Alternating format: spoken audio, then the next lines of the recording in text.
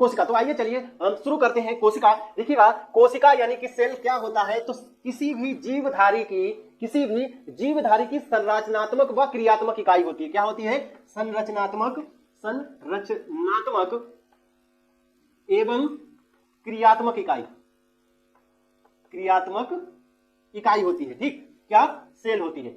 बात करेंगे कोशिका जो होती है, कोशिका का अध्ययन किसके अंतर्गत किया जाता है, तो कोशिका का जो अध्ययन है तो वो अध्ययन किया जाता है साइटोलॉजी के अंतर्गत। किसके? साइटोलॉजी के अंतर्गत कोशिका का अध्ययन किया जाता है। ठीक, यानी कोशिका विज्ञान के अंतर्गत इसका अध्ययन किया जाता है। कोशिका की खोज किसने की थी सबसे पहले? तो अगर हम खोज की बात करेंगे तो खोज की थी 1665 में एक व्यक्ति थे जिनका नाम था रॉबर्ट हुक।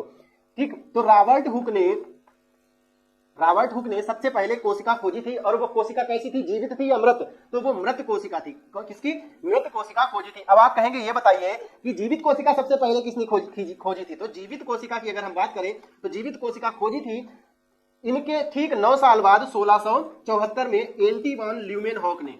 एंटी वान ल्यूमेनहॉक क्या करते हैं? 1674 में जीवित कोशिका खोज देते हैं। ठीक, जीवित कोशिका खोज देते हैं। ठीक, अब कोशिका सिद्धांत किसने दिया था? तो कोशिका सिद्धांत दिया था एक व्यक्ति थे स्लाइडेन। ठीक, स्लाइडेन और स्वान। स्लाइडेन व स्वान ने क्या दिया था? कोशिका सिद्धांत दिया था। ठीक है, कोशिका सिद्धांत किसने दिया था? स्लाइडेन व स्वान ने दिया था कोशिका सिद्धांत। ठीक, बात करें संसार की सबसे छोटी कोशिका, कौन सी होती है?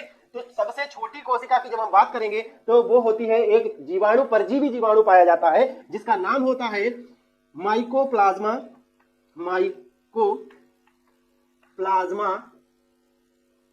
गैलिक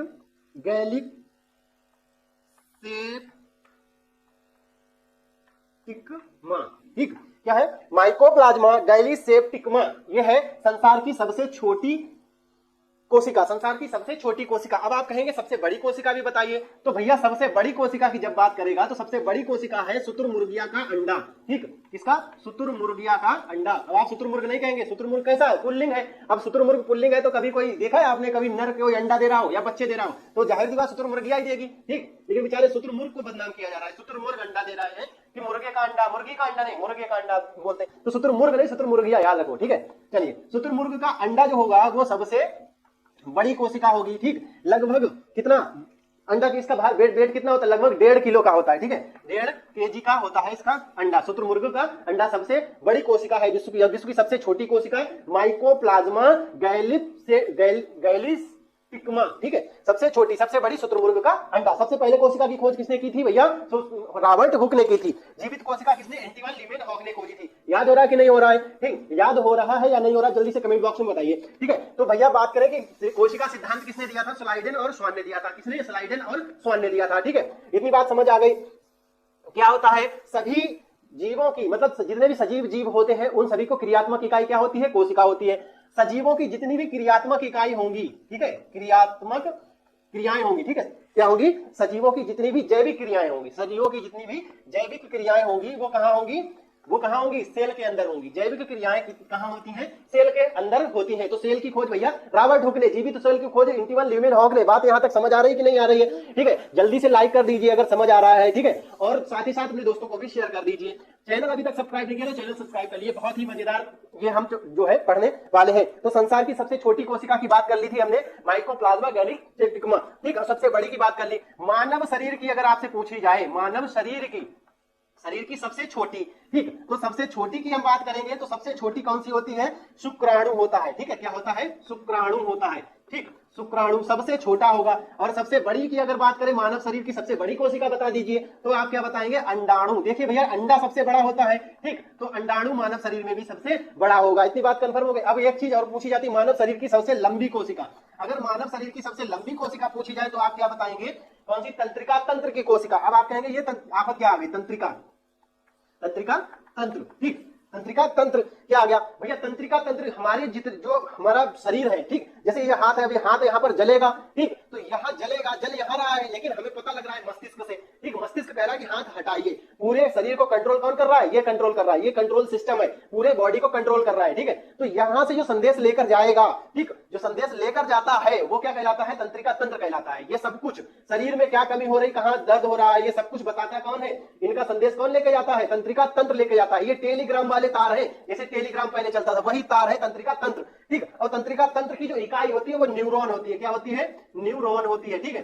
क्या होती है? न्यूरॉन। और तंत्रिका तंत्र का जो अध्ययन होता है वो न्यूरोलॉजी कहलाता है, ठीक है, याद रखिएगा, न्यूरोलॉजी कहलाता है, ठीक है। कहते हैं न्यूरोलॉजिस्ट के पास गए, ठीक, किसी को अपंग हो गया कोई व्यक्ति, किसी के ऊपर जैसे पैरालिसिस हो जाता है तो क्या न्यूरोलॉजिस्ट को दिखाते हैं, ठीक, क्योंकि तंत्रिका तंत्र गड़बड़ होता है, मस्तिष्क गड़बड़ होता है, ठीक है। इतनी बात कंफर्म हो गई। मानव शरीर की सबसे छोटी कौन सी शुक्राणु, सबसे बड़ी कौन सी अंडाणु, और सबसे लंबी की बात करें तो तंत्रिका तंत्र हो गई। यहां तक समझ आ रहा है? समझ आ रहा है तो जल्दी से वीडियो को लाइक कर दे, शेयर कर दे, और चैनल को सब्सक्राइब नहीं किया तो चैनल को सब्सक्राइब कर दे। आगे देखिएगा, एक संस्थान है सेलुलर एवं मॉलिक्यूलर, ठीक है, सेलुलर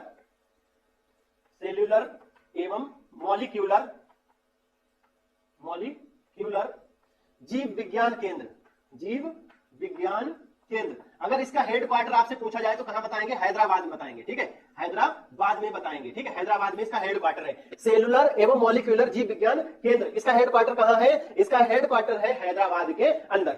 देखिए हमारे शरीर में क्या है? सबसे कंट्रोलिंग सिस्टम ये है। क्या है? ये कंट्रोलिंग सिस्टम हमारा मस्तिष्क है। हमारे पूरे शरीर को कौन कंट्रोल करता है? मस्तिष्क करता है। इसी तरीके से जो हमारी सेल होती है, जो हमारी कोशिका होती है, तो कोशिका के अंदर भी एक कंट्रोलिंग सिस्टम होगा। आपने देखा कि कोई भी सिस्टम है, कोई भी इकाई है, उसके अंदर एक कंट्रोलिंग चीज जरूर होगी जहां से उसको पूरे को कंट्रोल किया जाएगा। तो इसी तरीके से सेल में भी एक कंट्रोलिंग जगह होती है जहां से ये सेल पूरी कंट्रोल होती है, ठीक। और क्या हो जाए, किसी के पास ये मस्तिष्क ना रहे या खराब हो जाए, ठीक, या डिसबैलेंस हो जाए तो वो पागल हो जाता है, ठीक। तो ऐसे भी लोग पाए जाते हैं। इसी तो ऐसे दो तरह के लोग होते हैं दुनिया में, कौन? एक मस्तिष्क वाले और एक बिना मस्तिष्क वाले, मतलब एक सही व्यक्ति, एक पागल व्यक्ति। इसी तरीके से कैसे मस्तिष्क के आधार पर ही तो हमने दो लोगों को बांटा, इसी तरीके से सेल को भी हम दो जगह बांटते हैं। किसके आधार पर? इनमें भी एक कंट्रोलिंग सिस्टम होता है जिसको हम केंद्रक कहते हैं। क्या कहते हैं? केंद्रक कहते हैं। तो केंद्रक के आधार पर जो सेल होती है दो तरह की होती है। एक कौन सी होती है? एक होती है प्रोकैरियोटिक, प्रोकैरियोटिक होती है, ठीक, और एक होती है यूरेकैरियोटिक, यूरेकैरियोटिक होती है, ठीक। इतनी बात कंफर्म हुई। एक प्रोकैरियोटिक, दूसरी यूरेकैरियोटिक। किस आधार पर बांटा हमने? केंद्रक के आधार पर। इनका जो मस्तिष्क होता है सेल का वो कौन सा? केंद्रक होता है। तो उसी के आधार पर दो तरह की होती है। प्रोकैरियोटिक का मतलब जिनमें केंद्रक नहीं होता, जिसमें केंद्रक नहीं होता है। हम आप कहेंगे केंद्रक क्या होता है, अभी आगे पढ़ेंगे। केंद्रक इनमें नहीं पाया जाता, ठीक, केंद्रक नहीं होगा। किसमें? प्रोकैरियोटिक में, ठीक। यूरेकैरियोटिक में क्या होगा? केंद्रक होगा, ठीक। अब आप कहेंगे क्या चीज, ऐसी क्या चीज हुई जो केंद्रक इसमें नहीं हुआ, ठीक। तो देखिएगा, केंद्रक का निर्माण करने वाली एक प्रोटीन होती है। केंद्रक को बनाने के लिए एक प्रोटीन की जरूरत होती है जिसको कहते हैं हिस्टोन प्रोटीन, ठीक। क्या कहते हैं? हिस्टोन प्रोटीन कहते हैं। क्या कहते हैं? Histone protein. वो क्या होती है? इसमें नहीं पाई जाती। प्रोकैरियोटिक में हिस्टोन प्रोटीन नहीं पाई जाती, इसलिए क्या होता है? केंद्रक का निर्माण नहीं हो पाता। जैसे हम घर बनाने के लिए क्या चाहिए? सीमेंट और क्या चाहिए? और चाहिए, ठीक। तो ये सीमेंट और क्या करते हैं? ये सीमेंट और ईंट है, इसमें होती है। जब इसको मिलाएंगे तो कैसे बनाएगा? इसके पास क्या होता है? हिस्टोन प्रोटीन पाई जाती है। क्या होती है? हिस्टोन प्रोटीन पाई जाती है, ठीक है, हिस्टोन प्रोटीन होती है इसके पास। किसके पास? यूरेकैरियोटिक के पास। कैसे? केंद्रक बना लिया आपने, ठीक है, केंद्रक बना लिया। अब हिस्टोन प्रोटीन नहीं होगी भाई, हमारे पास सीमेंट नहीं होगी, दीवार बना पाएंगे। इसी तरह से इसमें हिस्टोन प्रोटीन नहीं होते तो क्रोमैटिन नहीं बनाते। क्या नहीं बनाते? क्रोमैटिन नहीं बना पाते, ठीक, क्रोमैटिन नहीं बना पाते, ठीक, क्रोमैटिन नहीं बना पाते, ये भी नहीं होता है, ठीक। अब क्रोमैटिन क्या होता है? देखिए, क्रोमैटिन छोटे पतले पतले धागे होते हैं। क्रोमैटिन, डीएनए और प्रोटीन जब आपस में मिलते हैं तो गुणसूत्र का निर्माण करते हैं। गुणसूत्र बने रहते हैं, क्यों बने रहते हैं? तो इसमें क्या होता है? गुणसूत्र बन नहीं पाते, केवल एक ही गुणसूत्र बन पाता है। प्रोकैरियोटिक के अंदर जो गुणसूत्र बनेगा वो केवल एक ही गुणसूत्र बन पाता है, ठीक। गुणसूत्र होता ही नहीं, कुल मिलाकर इसमें डीएनए जो होता है वही गुणसूत्र के रूप में रहता है। लेकिन इसके अंदर इसने क्या किया? इसके पास देखो ना, हिस्टोन प्रोटीन मिल गया इसको, कैसे का प्रोकैरियोटिक बना लिया, प्रोकैरियोटिक बना लिया, क्रोमैटिन बना लिया। अब क्रोमैटिन जब बना लिया तो इसके पास डीएनए है, डीएनए लोगों के पास होता है, लेकिन इसके पास क्या है? क्रोमैटिन ही नहीं होता है। क्रोमैटिन नहीं तो डीएनए कैसे मिक्स होता है, ठीक। डीएनए तो क्या होता है? प्रोटीन मिल जाता है। क्या मिल जाता है? प्रोटीन। प्रोटीन, डीएनए और ये दो चीजें आपस में, तीन चीजें मिलकर क्या करती है? क्या बना लेती है? गुणसूत्र बना लेती है। क्या? गुणसूत्र बना लेती है। गुणसूत्र के बारे में भी आगे पढ़ेंगे। गुणसूत्र बना लेती है। तो इसलिए गुणसूत्र एक से अधिक प्रकार के पाए जाते हैं और इसमें गुणसूत्र एक से अधिक प्रकार के नहीं पाए जाते। केवल एक ही प्रकार का गुणसूत्र होता है, डीएनए होगा। उसको क्या कंफर्म हुई? जितनी बात कंफर्म हुई, अगर कंफर्म मुझे वीडियो पसंद आया, अच्छा लगा, आपको याद होगा तब आप इस वीडियो को लाइक कर दीजिए, चैनल को सब्सक्राइब करना बहुत अच्छा कर दीजिए।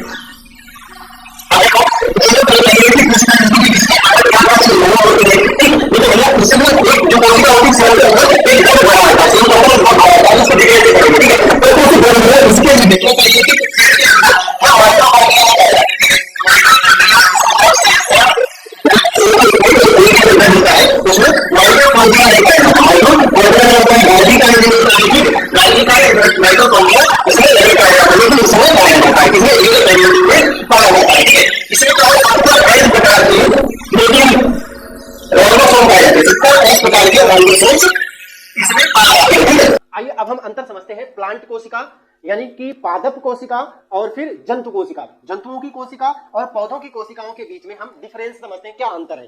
तो देखिएगा यहाँ पर ये जो हम देख रहे हैं ये एक पादप कोशिका है, पादप मतलब प्लांट सेल है, ठीक, प्लांट सेल है ये, ठीक। और यहां ये हम जो देख रहे हैं वो एक जंतु कोशिका है, ठीक, जंतु की सेल है, ठीक है। अब देखिए यहां अंतर क्या है, ये देखिए यहां पर इसमें जो पादप कोशिका होती है इसमें क्या पाया जाता है, कोशिका भित्ति पाई जाती है ये, ठीक, जबकि इसमें कोशिका भित्ति जंतु कोशिका में नहीं पाई जाती। बात समझ गए। सबसे पहला अंतर क्या है, जंतु कोशिका में कोशिका भित्ति नहीं पाई जाती, केवल कोशिका झिल्ली पाई जाती है, इसको प्लाज्मा झिल्ली भी कहते हैं, ठीक है, या सेल मेम्ब्रेन कहते हैं। इसमें सेल मेम्ब्रेन होती है, सेल मेम्ब्रेन इसमें भी होती है अंदर की तरफ, ठीक, लेकिन बाहर की तरफ से इसमें एक भित्ति रहती है। जिस तरीके से हम लोग क्या करते हैं, हम लोग अंदर एक इनर पहनते हैं, उसके ऊपर शर्ट पहन लेते हैं, ठीक, तो ये शर्ट पहने हुए है और ये खाली इनर पहने हुए हैं, ऐसे समझ लो, ठीक। इसको क्या है, ये खाली इनर पहने हैं और ये क्या करती है, बाहर से शर्ट भी पहने हुए हैं, ठीक, समझ में आ रही बात। तो इस तरीके से दूसरा इसमें देखिए ये रहा हरित लवक, ठीक, प्लांट सेल में हरित लवक होता है और इसमें हरित लवक नहीं होता है। ये प्लांट सेल और फिर जंतु सेलों के बीच में अंतर होता है। इतनी बात कंफर्म हो गई। अब देखिए समझिए यहां पर बात, ये बात, अब हमारे जो सेल्स हमने देख ली, अब सेल अगर एक से ज्यादा मिल जाए, क्या शरीर में कितने सेल होते हैं, व्यक्ति हम लोग हैं, हमारे शरीर में कितने सेल हैं, ठीक, तो हमारे शरीर में कितने सेल हैं, बात ये भी तो आती है, ठीक। जीव जो होते हैं, जीव, ठीक, जीव जो होते हैं वो एक होते हैं एक कोशिकीय और बहुकोशिकीय, दो प्रकार के जीव होते हैं। एक होते हैं एक कोशिकीय, ठीक, एक कोशिकीय, ठीक, दूसरे होते हैं बहुकोशिकीय। कैसे, बहुकोशिकीय, ठीक।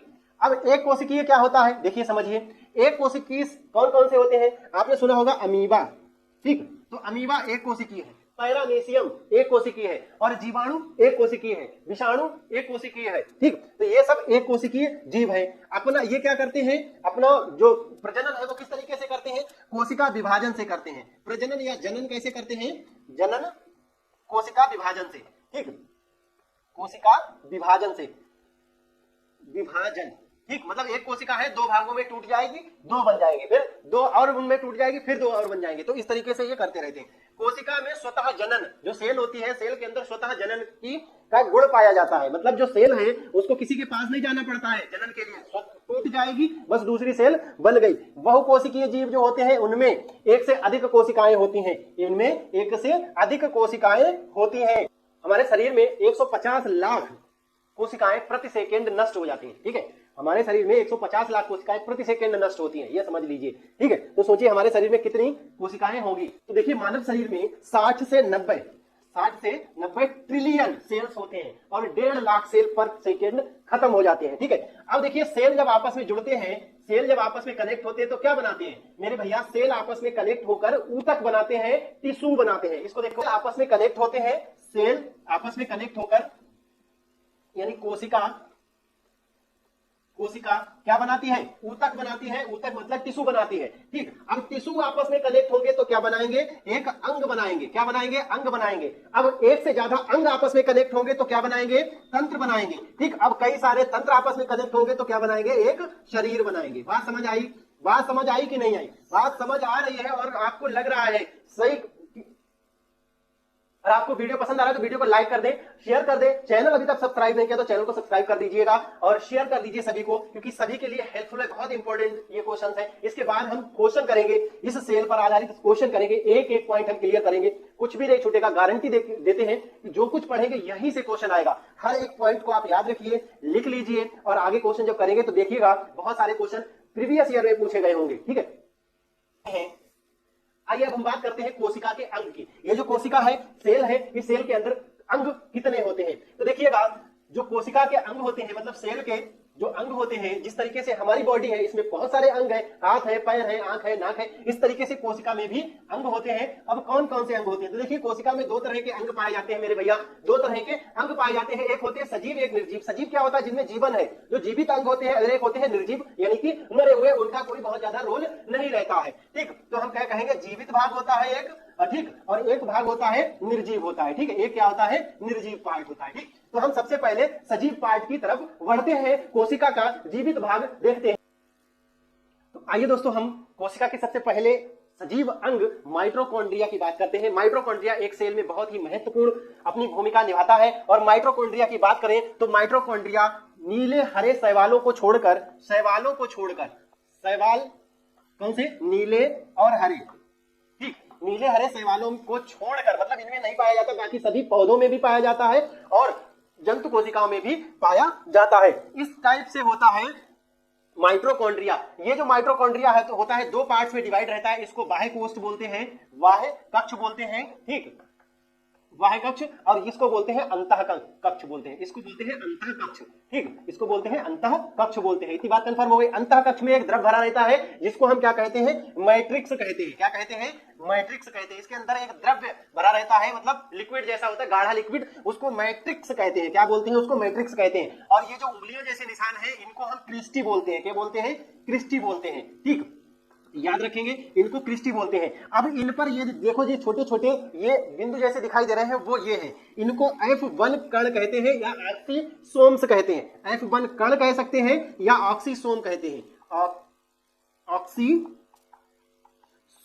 ठीक, ऑक्सीसोम भी कहते हैं। ये इनका क्या काम होता है? इनका काम होता है इलेक्ट्रॉन अभिगमन तंत्र होता है। ये इलेक्ट्रॉन अभिगमन तंत्र, इलेक्ट्रॉन को उत्तेजित करते हैं जाने के लिए। ठीक, यहां पर ये जो होता है मैट्रिक्स होता है। अब देखिए क्या होता है, माइटोकॉन्ड्रिया क्या काम करता है मेरे भैया? माइटोकॉन्ड्रिया के अंदर जितने भी खाद्य पदार्थ होते हैं, जैसे वसा है, प्रोटीन है, कार्बोहाइड्रेट है, इन सब का क्या होता है? ऑक्सीकरण होता है। इसके अंदर क्या होता है? ऑक्सीकरण होता है। बात समझ रहे हैं कि नहीं समझ रहे हैं? ऑक्सीकरण कहां होता है? भोज्य पदार्थ का ऑक्सीकरण कहां होता है मेरे भैया? माइटोकॉन्ड्रिया के अंदर होता है। अब आपको पता है कि कोई भी चीज ऑक्सीकरण, मतलब किसी चीज को जलाओगे तो उससे क्या ऊष्मा उत्पन्न होगी। ऊष्मा को ऊर्जा भी तो कहते हैं कि नहीं कहते मेरे भैया? ऊर्जा उत्पन्न होती है। अच्छा भैया, जब हम किसी चीज का ऑक्सीकरण करेंगे, कोई चीज जलाएंगे, ठीक, तो जलाने में CO2 भी तो गैस बनती है कि नहीं बनती है? तो ऊर्जा बनेगी, CO2 गैस बनेगी, और क्या बनेगा? और जल भी बनेगा। ठीक है, तो ये सब ऑक्सीकरण की क्रिया होती। क्या होती है? ऑक्सीकरण की क्रिया कहां होती है? कहां होती है मेरे भैया?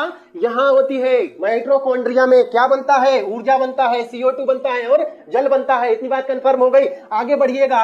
ऊर्जा जो होती है वो किसके रूप में बनती है? ATP के रूप में बनती है, एडिनो ट्राइफॉस्फेट के रूप में, एडिनो ट्राइफॉस्फेट के रूप में बनती है ऊर्जा। जैसे ही ये फॉस्फेट से फिर अभिक्रिया करती है तो ADP बनाती है। क्या बनाती है? ADP।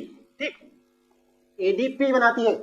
ठीक है, ADP, एडिनो डाइफॉस्फेट बना लेती है। ठीक, इस रूप में ऊर्जा मुक्त हो जाती है। मेरी बात समझ रहे हैं? ऊर्जा का कुछ पार्ट इसके अंदर स्टोर भी रहता है। क्या रहता है? इसके अंदर स्टोर भी रहता है। अब देखिए, ये जो छोटे छोटे बिंदु आपको दिखाई दे रहे हैं, ये है RNA। क्या है? RNA। और ये जो यहाँ पर दिखाई दे रहा है वो है DNA। तो याद रखेंगे, माइटोकॉन्ड्रिया एक ऐसा अंग होता है हमारे सेल का जिसके अंदर खुद का DNA और RNA होता है। खुद का DNA और RNA इसके अंदर होता है। इतनी बात समझ गए? ये जो क्रिस्टी होती है, ये क्रिस्टी होती है, और ये क्या होता है? ये होता है F1 कण, ऑक्सीसोम्स।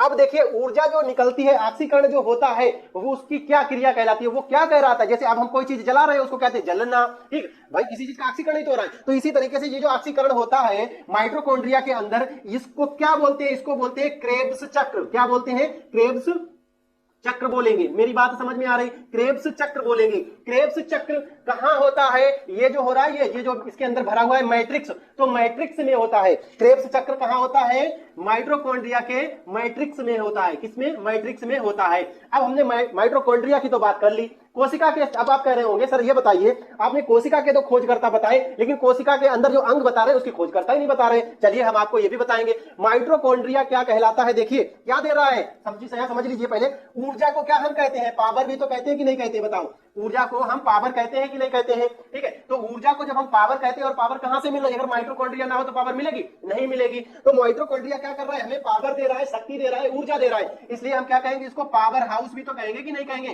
Power house. किसका पावर हाउस? हमारे घर का नहीं, सेल का power house, power house of cell.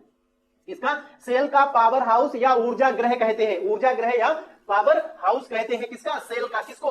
Mitochondria को। बात यहां तक समझ गए? माइटोकॉन्ड्रिया की खोज की अगर बात करें तो माइटोकॉन्ड्रिया की खोज जो की थी, सबसे पहले इसको खोजा था, ठीक, खोजा था केलिकर ने। किसने? केलिकर ने खोजा था। ठीक, कब खोजा था?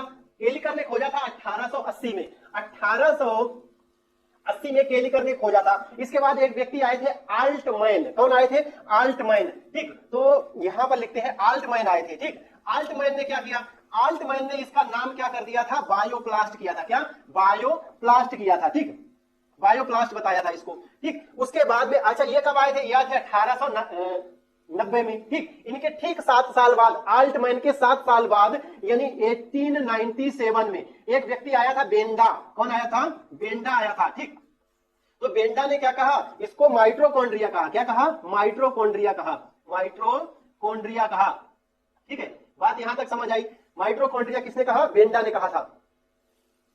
ठीक है, तो अब आप समझ गए खोजकर्ता की बात। तो केलिकर ने खोज किया था। ठीक, उसके बाद दूसरा नाम किसने दिया था? बायोप्लास्ट नाम आल्टमैन ने दिया था। अब बेंडा ने क्या किया था? इसका नामकरण किया था। बात यहां समझ गए कि नहीं समझ गए? तो खोजकर्ता की बात करेंगे तो केलिकर होना चाहिए। ठीक, अगर केलिकर नहीं मिलता, बेंडा नहीं मिलता, तो आप क्या कहेंगे? आल्टमैन भी लगा दीजिएगा। यही दोनों ऑप्शन, इनमें से दोनों में से कोई एक मिलेगा। मोस्टली केलिकर आपको दिया जाता है, क्योंकि केलिकर ने खोज की थी, नामकरण नहीं किया था। तो क्या हुआ भाई? कोई बाप है किसी बच्चे का, ठीक, उसने बच्चे को पैदा कर दिया, तो इसका मतलब ये थोड़ी कि बाप नहीं रहेगा भाई। नामकरण करने वाला, मान लो पंडित जी है, नामकरण कर दिया उन्होंने, तो बाप बन जाएंगे? बाप थोड़े बन जाएंगे। बात यहां तक समझ में आ रही? केलिकर जो है खोज करता है किसका? माइटोकॉन्ड्रिया का। यहां तक कंफर्म हो गया? चलिएगा, माइटोकॉन्ड्रिया हमारा कंफर्म हो गया है। अब आगे बढ़ते हैं। अब हम अगला समझते हैं गाल्जी काय।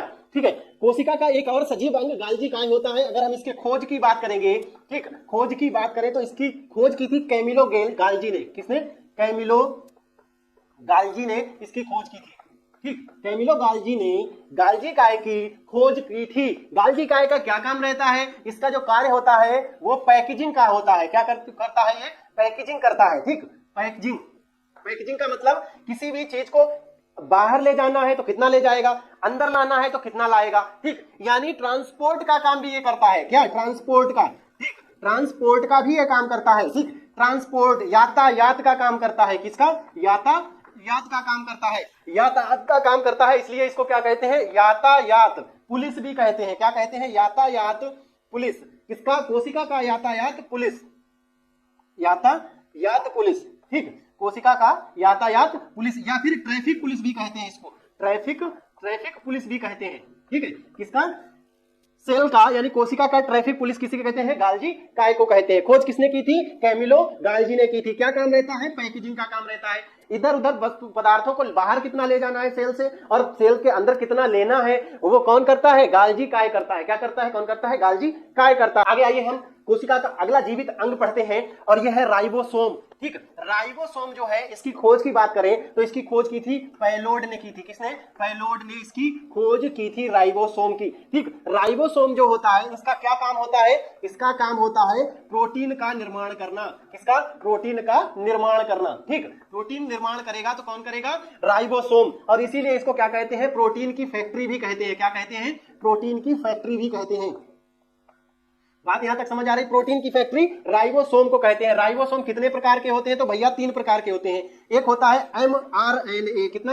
mRNA। दूसरा होता है rRNA। ठीक, और तीसरा होता है tRNA। ठीक, tRNA। अब बात समझिए, RNA का क्या काम होता है? mRNA का, M का मतलब मैसेज। जैसे ही कोई प्रोटीन वाले कण आते हैं, प्रोटीन कैसे निर्माण होता है अभी बात करेंगे। जैसे ही कोई ऐसा कण आता है जिससे हम प्रोटीन बनाते हैं, तो वो तुरंत मैसेज लेके आता है इसके पास। किसके पास? रिप्रोडक्शन आर के पास। भैया देखो आ गया है। क्या है? आ गया है कण। ठीक, तो ये आरएनए क्या कहेगा? आरएनए किससे? इससे कहेगा टी, ट्रांसपोर्ट कहेगा, जाओ लेकर आओ। तो ये मैसेज वाला क्या करता है? ये जासूस है। जासूस कौन है? एम वाला। ठीक, लेकर कौन आएगा? टी वाला। और रिप्रोडक्शन कौन करेगा? ये फैक्ट्री है। आरएनए, आरएनए जो है वो फैक्ट्री है, और टीआरएनए कौन है? ये वाहन है, ट्रेन है। टी फॉर ट्रेन है, ट्रेन है। ठीक, एम से मैसेज मोबाइल फोन कर देता है, ठीक। एम वाला फोन करेगा, टी वाला ट्रेन लेकर जाएगा, आर वाला रिप्रोडक्शन कर देगा, ठीक। इस तरीके से राइबोसोम्स जो होता है वो क्या करता है, प्रोटीन को बनाता है। प्रोटीन कैसे बनता है, देखिए प्रोटीन बनता है न्यूक्लियो एसिड से, ठीक है।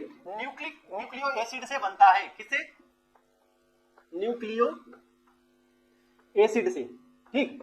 क्या बनता है, प्रोटीन। कितने न्यूक्लियो एसिड की जरूरत पड़ती है, तो याद रखेंगे 20 न्यूक्लियो एसिड की जरूरत पड़ती है। क्या सब हमारे शरीर में होते हैं, नहीं, 10 होते हैं हमारे शरीर में और 10 हम लेते हैं बाहर से, ठीक। 10 जो हमारे शरीर में होते हैं वो कौन बनाता है, लीवर बनाता है, ठीक। तो लीवर हमारे शरीर का सबसे इंपॉर्टेंट पार्ट यानी सबसे इंपॉर्टेंट अंग होता है, बहुत सारे काम करता है, ठीक है, लीवर। तो याद रखेंगे जो राइबोसोम्स है वो जीवित अंग है, किसने, पोलाइट ने इसकी खोज की थी। क्या करता है, प्रोटीन का निर्माण करता है। क्या करता है,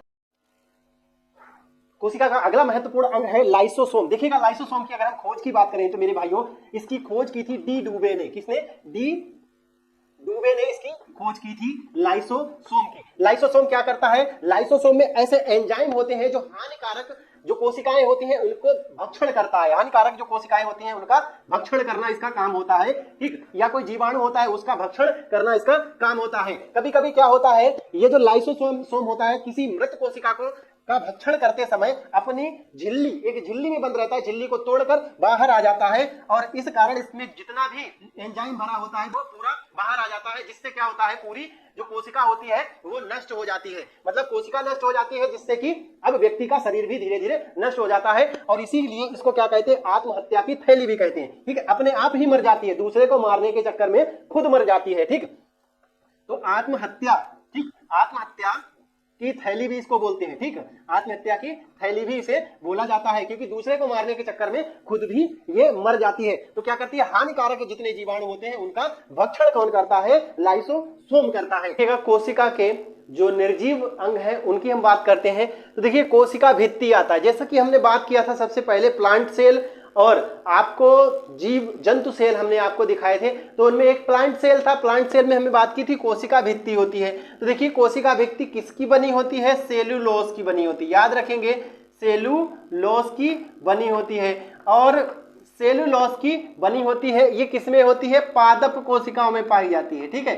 प्लांट सेल में ही ये पाया जाता है कोशिका भित्ति। उसके बाद में होती है प्लाज्मा मेम्ब्रेन, जिसको हम बोल रहे थे कोशिका झिल्ली बोले थे, ठीक है। किसको बोले थे, कोशिका झिल्ली बोले थे ना।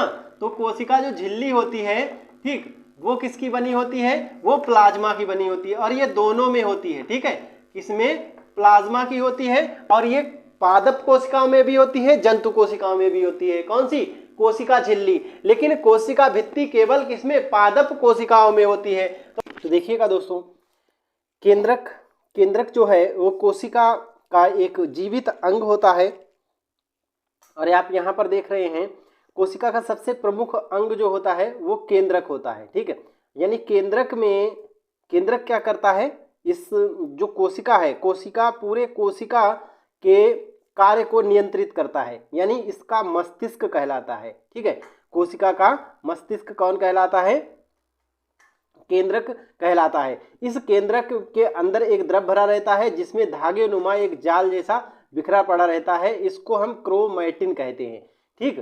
क्रोमैटिन किसका बना होता है, देखिए क्रोमैटिन जो होता है वो किसका, प्रोटीन और डीएनए का बना हुआ रहता है, ठीक।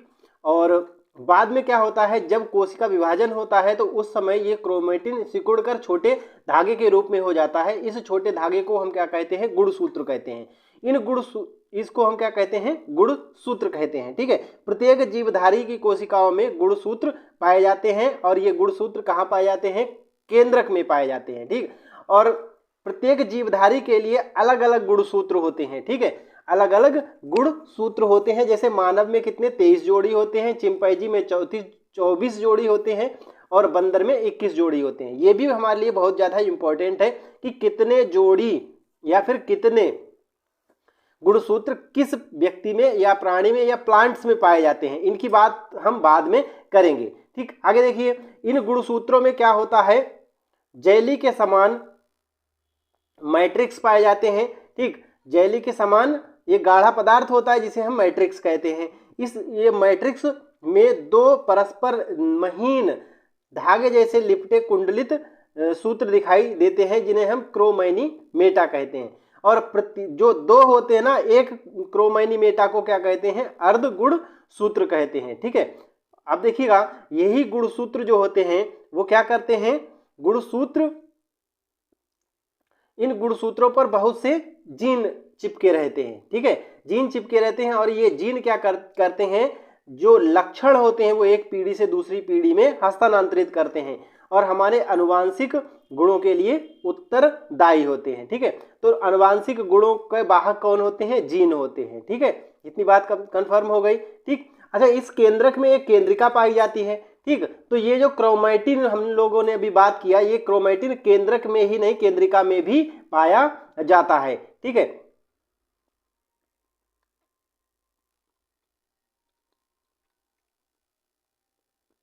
आगे देखिएगा, इसके बाद देखिएगा डीएनए और आरएनए, ये भी हमारे कोशिका का एक बहुत महत्वपूर्ण अंग है।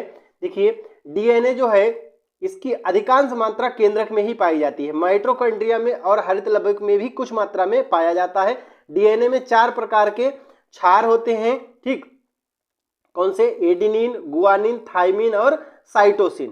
ठीक, डीएनए के अणुओं के आधार पर एडेनिन सदैव थाइमिन से और साइटोसिन सदैव गुआनिन से जुड़ा रहता है। एडेनिन व थाइमिन के बीच द्विबंध रहते हैं, साइटोसिन और गुआनिन के बीच त्रिबंध रहते हैं। एडेनिन और थाइमिन के बीच देखिए द्विबंध, गुआनिन और साइटोसिन के बाद त्रिबंध रहते हैं।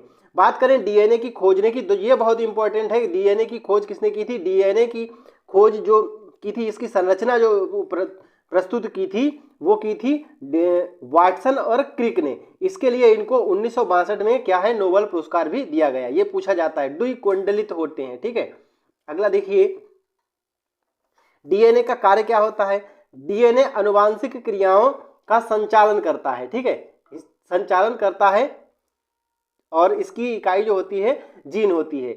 ये क्या करता है, प्रोटीन के संश्लेषण को नियंत्रित करता है। अब प्रोटीन का संश्लेषण कौन करता है, देखिए आरएनए क्या करता है, प्रोटीन का संश्लेषण करता है। डीएनए ही आरएनए का संश्लेषण करता है। डीएनए से ही क्या होता है, आरएनए बनता है। इस प्रक्रिया में डीएनए की एक श्रृंखला पर आरएनए न्यूक्लियोटाइड्स आकर जुड़ जाती है। इस प्रकार अस्थायी डीएनए आरएनए बन जाता है। ठीक, बाद में यही क्या हो जाता है कि क्या बन जाता है, आरएनए बन जाता है। तो आरएनए 3 प्रकार के होते हैं, आरएनए, ठीक,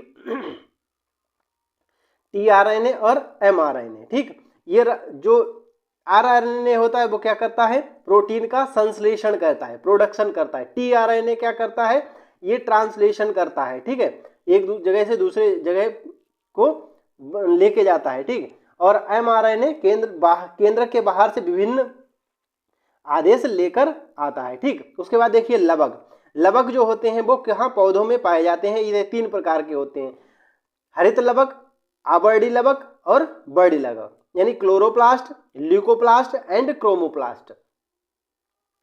आगे देखिएगा, बात करते हैं हरित लवक की यानी क्लोरोप्लास्ट की। ये इसका रंग कैसा होता है, इसका हरा रंग होता है क्योंकि इसके अंदर हरे रंग का एक पदार्थ भरा रहता है। इसकी सहायता से पौधे क्या करते हैं, प्रकाश संश्लेषण की क्रिया करते हैं और प्रकाश संश्लेषण में अपना भोजन बनाते हैं। इसलिए हरित पौधे जो होते हैं, इसीलिए जितने हरे पौधे होते हैं उनकी रसोई क्या कहलाती है, हरित लवक कहलाती है। ठीक है, पत्तियों का रंग जो होता है इनमें उसमें कैरोटीन का निर्माण होने के कारण, पत्तियों का पीला रंग कैरोटीन के निर्माण होने के कारण होता है। पत्ती जो पीली हो जाती हैं हमने देखा है तो उसमें कैरोटीन बनने लगता है। ठीक है, और हरा रंग किसके कारण, हरित लवक के कारण, याद रखेंगे। उसके बाद आवर्डी लवक जिसको हम ल्यूकोप्लास्ट बोलते हैं, ये रंगहीन होता है, मतलब इसमें कोई भी कलर नहीं होता है। ये पौधे के उन भागों में पाया जाता है जहां सूर्य का प्रकाश नहीं पहुंच पाता, जैसे जड़ है, ठीक, या तना है कोई भूमिगत, जहां प्रकाश सूर्य का नहीं पहुंचता वहां पर क्या है, आवर्डी लवक है, आवर्डी लवक होते हैं। जैसे आलू है, आलू एक तना है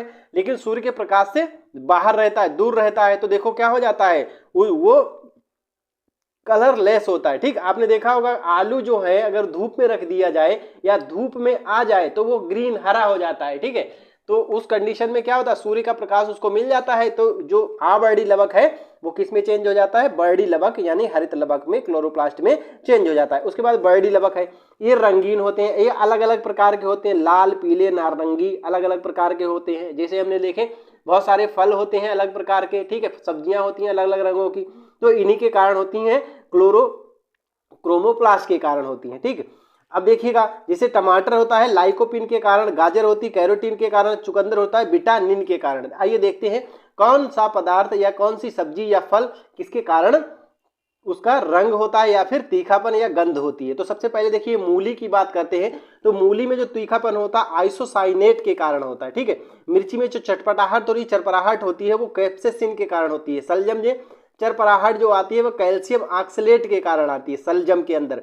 खीरे में कड़वाहट कुकुरबिटेसिन के कारण आती है। प्याज में जो गंध आती है वो एलाइल प्रोपाइल डाइसल्फाइड के कारण आती है, ठीक है। और